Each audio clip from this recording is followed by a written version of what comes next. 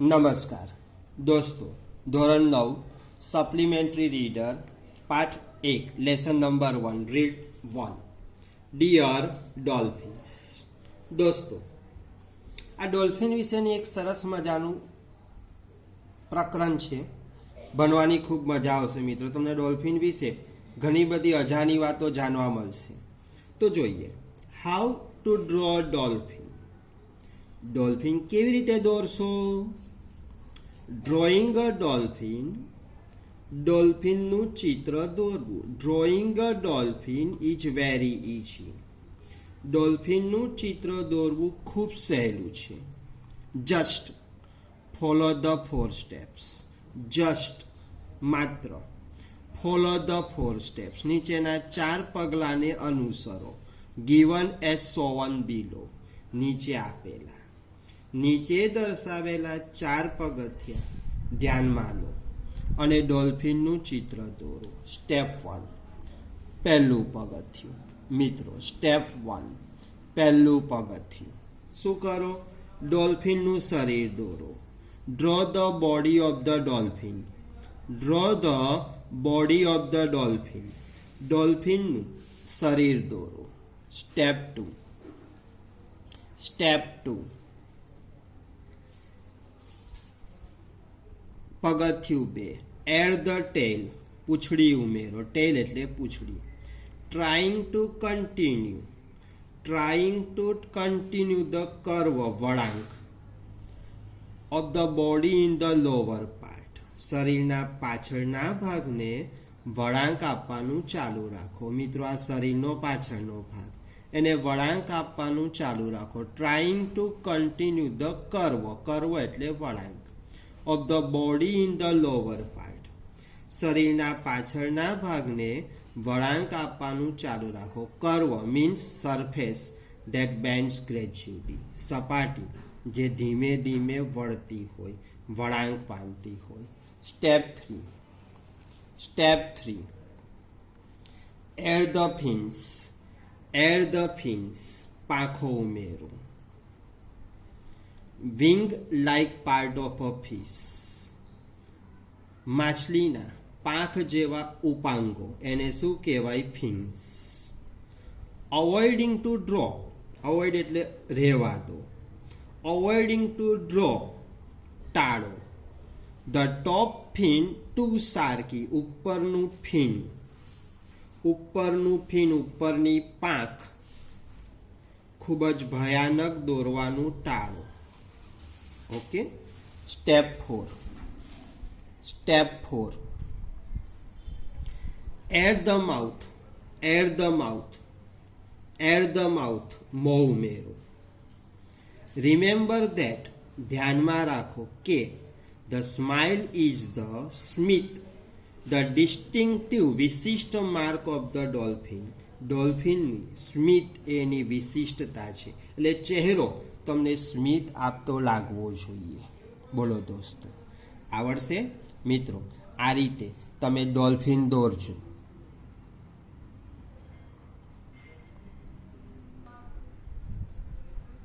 દોસ્તો, ચાલો બીજો મુદ્દો શું છે? અ જોક, એક રમૂજ। મેન એન્ડ ડોલ્ફિન, માણસ અને ડોલ્ફિન વિશેની।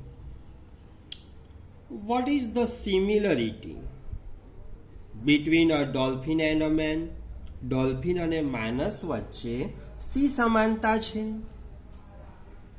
દે are both, they are both, તેઓ બંને, બોથ એટલે બંને, સેડ ટુ બી ઇન્ટેલિજન્ટ, બંને બુદ્ધિશાળી કહેવાય છે, માણસ અને ડોલ્ફિન બંને। બટ પણ નો વન કેન પ્રૂવ ધીસ, પણ એમાંનું એકેય એ સાબિત કરી શકતું નથી, નથી માણસ કે નથી ડોલ્ફિન। છે ને રમૂજ પ્રમાણે તેવી વાત? દોસ્તો, હવે જોઈએ આગળ। Major facts about dolphins, dolphin વિશેની કેટલીક વિશિષ્ટ વાતો, ડોલ્ફિન વિશેની કેટલીક મહત્વની હકીકતો। Number 1, dolphins are mammals, dolphins are mammals, dolphins આંચળવાળા પ્રાણી છે, સસ્તન પ્રાણીઓ છે। They feed their young ones, they feed their young ones at their small udders. Udders એટલે આંચળ. They feed their, તેઓ ખવડાવે છે, their young ones, તેમના બચ્ચાઓને, at small udders, એમના નાના આંચળથી ખવડાવે છે. Number 2. Dolphins can swim up to 260 meters below the surface. Dolphins can swim up to 260 meters below the surface of the ocean. Dolphins સમુદ્રની સપાટીથી 260 મીટર ઊંડે સુધી તરી શકે છે. although they are mainly shallow એટલે છીછરા, shallow એટલે છીછરા, બહુ ઊંડે સુધી જતા નથી તેવા, not deep divers. ડોલ્ફિન્સ મોટા ભાગે છીછરા પાણીના તરવૈયા છે. Dolphins can stay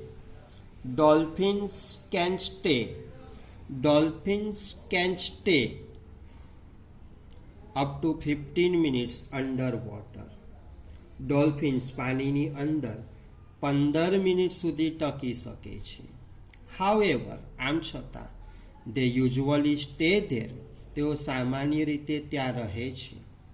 Only a few minutes, થોડી જ મિનિટો સુધી. while diving ડૂબેલી સ્થિતિમાં, પણ પાણીમાં ડૂબેલી સ્થિતિમાં તેઓ માત્ર થોડીક મિનિટો સુધી ત્યાં રહે છે. Dolphins use a technique. Number 4. Dolphins use a technique called echolocation. Echolocation એટલે શું? પોતાના અવાજના પડઘા પરથી અંતર નક્કી કરવાની પદ્ધતિ. મિત્રો તમે વિજ્ઞાનમાં તેના વિશે ભણશો. ડોલ્ફિન્સ ઉપયોગ કરે છે ટેકનિક, પદ્ધતિ, કોલ્ડ કહેવાય છે, ઇકોલોકેશન, ટુ ફાઇન્ડ ફૂડ, ખોરાકને શોધવા, એન્ડ ધેર પાથ, અને પોતાનો માર્ગ શોધવા, ઇન ધ સી, સમુદ્રમાં. દરિયામાં પોતાનો ખોરાક અને રસ્તો શોધવા માટે ડોલ્ફિન્સ પોતાના અવાજના પડઘા પરથી અંતર નક્કી કરવાની પદ્ધતિનો ઉપયોગ કરે છે. Number 5. Dolphins are social animals. Dolphins સામાજિક પ્રાણીઓ છે. They live in groups, તેઓ સમૂહમાં રહે છે. and cooperate એકબીજાને સહકાર આપે છે. with one another for activities like getting food, અને ખોરાક મેળવવા જેવી પ્રવૃત્તિઓમાં એકબીજાને સહકાર આપે છે. Number 6. There are 32 species. Species એટલે જાતિ of ocean dolphins. દરિયાઈ ડોલ્ફિન્સની 32 જાતિઓ છે. and 5 species of river dolphins. અને નદીમાં રહેતી ડોલ્ફિન્સની 5 જાતિઓ છે. ઓકે મિત્રો, એના વિશે જાણવા જેવી કેટલીક હકીકતો છે. Number 7. The largest dolphin is the killer whale. Orca. The largest dolphin is the killer whale. Killer whale સૌથી મોટી ડોલ્ફિન છે. which can grow તે વધી શકે છે up to 6.1 meters long. તે 6.1 મીટર જેટલી લાંબી વધી શકે છે. ઓકે મિત્રો. Number 8. The most popular dolphin is the bottlenose dolphin. Bottlenose dolphin સૌથી જાણીતી ડોલ્ફિન છે. which can grow up to 2.5 to 2.8 meters. જે 2.5 થી 2.8 મીટર લાંબી વધી શકે છે. ઓકે. નંબર 9 દોસ્તો, dolphins R warm blooded. Dolphin ઉષ્ણ ગરમ લોહીવાળી હોય છે. and their internal temperature is around 36 degrees centigrade. અને તેનું આંતરિક તાપમાન 36 અંશ સેલ્સિયસ જેટલું હોય છે. મિત્રો, મનુષ્ય પણ કેવું પ્રાણી છે? વોર્મ બ્લડેડ, ઉષ્ણ રુધિરવાળું પ્રાણી, જેના શરીરનું તાપમાન કેવું હોય છે? નિશ્ચિત. મિત્રો, મનુષ્યના શરીરનું તાપમાન નિશ્ચિત હોય છે, લગભગ 37 અંશ Celsius. Okay. To maintain this temperature, આ તાપમાનને જાળવી રાખવા, they have a thick layer of fat, તેમની પાસે ચામડીની નીચે ચરબીનું જાડું પડ હોય છે, called blubber, just below the skin. આ તાપમાન જાળવવા માટે ઉષ્ણ રુધિરવાળા પ્રાણીઓ પોતાના શરીરનું તાપમાન જાળવી રાખે છે. આ તાપમાન જાળવવા માટે તેમની ચામડીની નીચે બ્લબર નામનું ચરબીનું જાડું પડ હોય છે. ચરબીનું જાડું પડ હોય એને શું કહેવાય? બ્લબર. મિત્રો, ચરબી મનુષ્યના કે સજીવના શરીરનું તાપમાન જાળવી રાખે છે. મિત્રો, તેના વિશે તમે વિજ્ઞાનમાં ભણશો. Number 10. The average bottlenose dolphin's brain weighs 1500 to 1600 grams. બોટલનોઝ ડોલ્ફિનના મગજનું વજન સામાન્ય રીતે 1500 થી 1600 ગ્રામ હોય છે. while જ્યારે average human brain વેઇઝ 1200 to 1300 grams. જ્યારે માણસના મગજનું સામાન્ય વજન 1200 થી 1300 ગ્રામ હોય છે. This is not the final evidence. This is not the final evidence, means proof. This is not the final evidence of dolphins' intelligence. મિત્રો, ડોલ્ફિનની બુદ્ધિમત્તાનો એક માત્ર પુરાવો નથી. એવિડન્સ એટલે પુરાવો. As many other factors might be the cause of intelligence according to scientists. કારણ કે many other factors બીજા કારણો પણ હોઈ શકે. be the cause of intelligence, બુદ્ધિમત્તાના, according to scientists. મિત્રો, ડોલ્ફિન બુદ્ધિશાળી હોય છે તેના માટે માત્ર મગજનું વજન જ જવાબદાર છે એવું નથી. એ સિવાય પણ બીજા કારણો જવાબદાર છે. માત્ર મગજ વજનદાર હોય એટલે બુદ્ધિશાળી હોય એવું ન કહેવાય મિત્રો. ચાલો આગળ શું કહે છે? 11 number. Dolphins can make a unique signature whistle.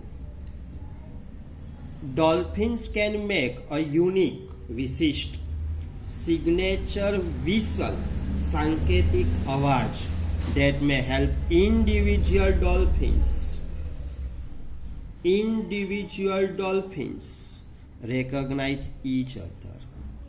Dolphins can make unique signature whistle.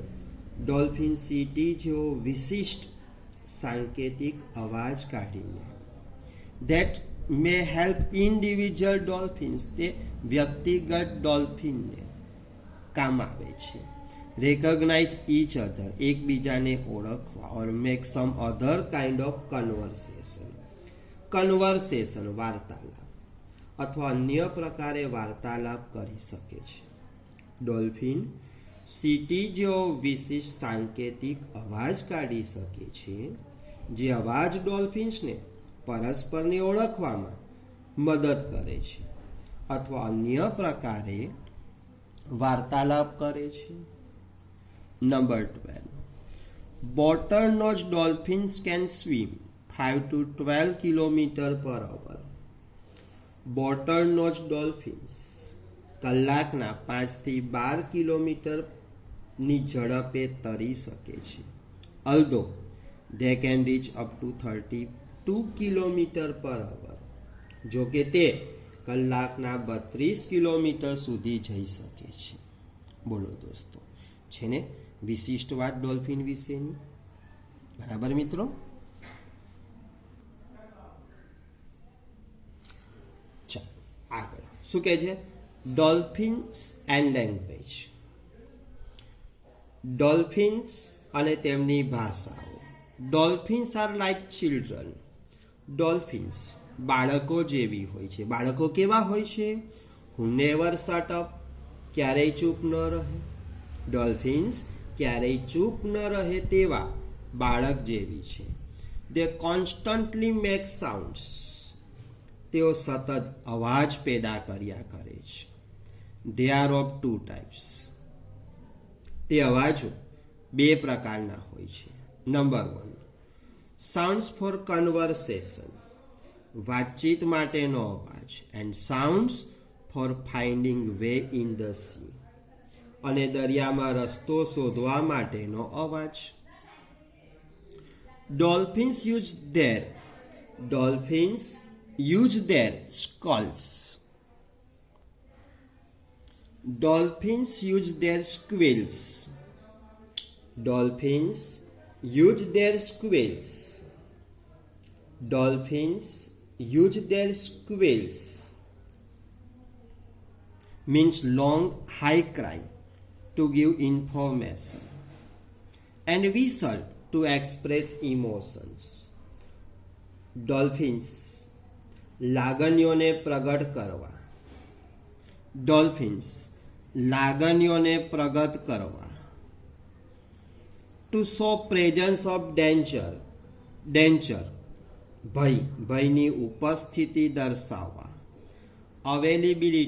Availability of food, ખોરાકની ઉપલબ્ધિ દર્શાવવા. And to collect far swimming dolphins in a herd એટલે ટોળામાં.